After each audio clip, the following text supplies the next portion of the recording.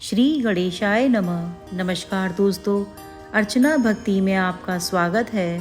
दोस्तों, यदि आपको हमारी कथाएं पसंद आती हैं तो हमारे चैनल को लाइक करें, सब्सक्राइब करें, श्री गणेशाय नमः लिखकर हमारा मनोबल बढ़ाएं। दोस्तों, आज हम आपके लिए गणेश संकष्टी चतुर्थी व्रत की कथा को कहेंगे। गणेश संकष्टी चतुर्थी व्रत करने से घर परिवार में आ रही विपदा दूर होती है।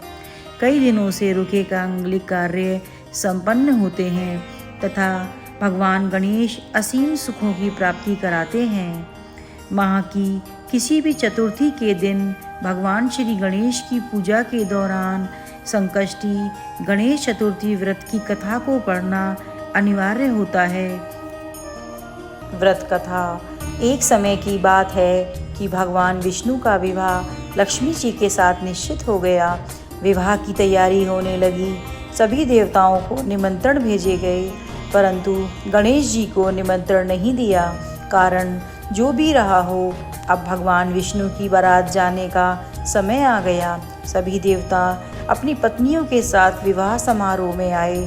उन सब ने देखा कि गणेश जी कहीं दिखाई नहीं दे रहे हैं।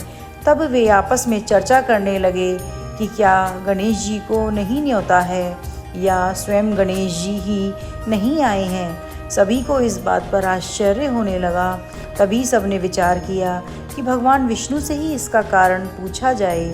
भगवान विष्णु से पूछने पर उन्होंने कहा कि हमने गणेश जी के पिता भोलेनाथ महादेव को न्योता भेजा है। यदि गणेश जी अपने पिता के साथ आना चाहते तो आ जाते। अलग से न्योता देने की कोई आवश्यकता भी नहीं थी। दूसरी बात यह है कि उनको 1.25 मन मूंग, 1.25 मन चावल, 1.25 मन घी और 1.25 मन लड्डू का भोजन दिन भर में चाहिए। यदि गणेश जी नहीं आएंगे तो कोई बात नहीं, दूसरे के घर जाकर इतना सारा खाना पीना अच्छी भी नहीं लगता।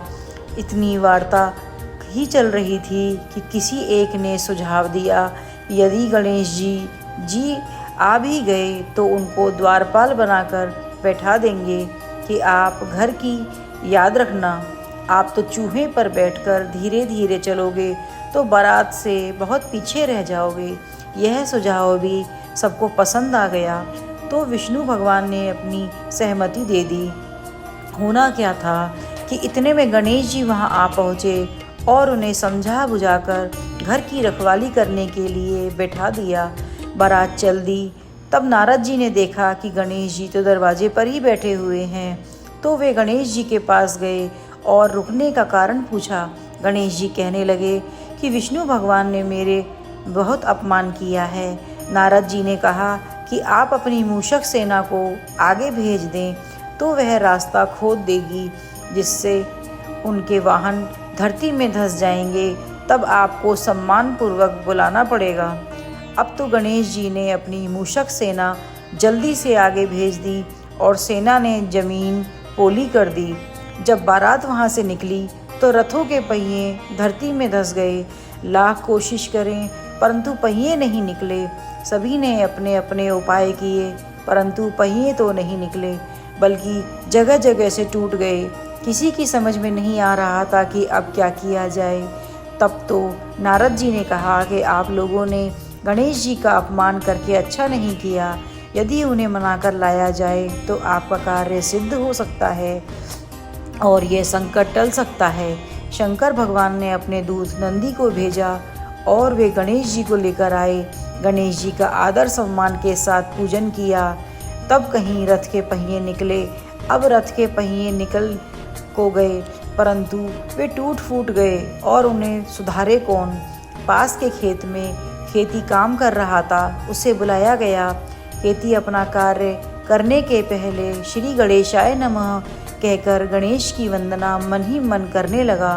देखते ही देखते खाती ने सभी पहियों को ठीक कर दिया। तब खाती कहने लगा कि हे देवताओं, आपने सर्वप्रथम गणेश जी को नहीं मनाया होगा और ना ही उनके पूजन किया होगा, इसलिए तो आपके साथ यह संकट आया है। हम तो मूर्ख अज्ञानी हैं, फिर भी पहले गणेश जी को पूजते हैं, उनका ध्यान करते हैं। आप लोग तो देवतागण हैं, फिर भी आप गणेश जी को कैसे भूल गए। अब आप लोग भगवान श्री गणेश जी की जय बोलकर जाएं तो आपके सब काम बन जाएंगे और कोई संकट भी नहीं आएगा। ऐसा कहते हुए बारात वहाँ से चल दी और विष्णु भगवान का लक्ष्मी जी के साथ विवाह संपन्न करा के सभी सकुशल घर लौटे। हे गणेश जी महाराज, आपने विष्णु को जैसे कारज सरियो ऐसे कारज सबके सिद्ध कर जो। बोलो श्री गजानन भगवान की जय।